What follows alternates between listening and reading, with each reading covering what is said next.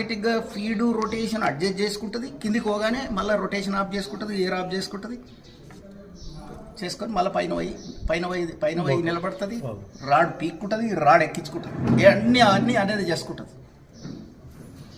ఎందుకు ఇవంతా వర్కర్ల కష్టం ఉంది. తర్వాత బిట్ లైఫ్ 25% పెరుగుతుంది. ఇప్పుడు ఏం చేస్తున్నారు మీరు, దానికి అవసరం ఉన్నా లేకున్నా దాని ఇష్టం వచ్చిన కింద పెట్టి రుబ్బుతున్నావు కనుకనే బిట్ అరుగుతుంది, రుబ్బుతున్నావు కనుకనే ఇరుగుతుంది. అయితే ఇప్పుడు సడన్గా బోర్డర్లు వచ్చినాయి అనుకో, బోర్డర్లు వస్తే ఇది గుర్తుపడుతుంది, బోర్డర్లు వస్తే చాలా ఆటోమేటిక్గా అది పైకి అనుకొని డ్రిల్లింగ్ చేసుకుంటుంది.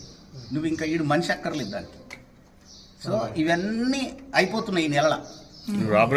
ట్రైనింగ్ ఆపరేటర్ ఏం అక్కర్లేదు, అదే చెప్తున్నా నేను. అని ఆడు అడ్డమైన వాడిని నడిపిస్తాడు. ఇప్పుడు ఏది డ్రిల్లర్ అక్కర్లేదు. ఇప్పుడు ఆటోమేటిక్గా నువ్వు బటన్ నొక్కితే చాలు, ఒకటే బటన్ నొక్కితే చాలు డ్రిల్లింగ్ చేస్తుంది.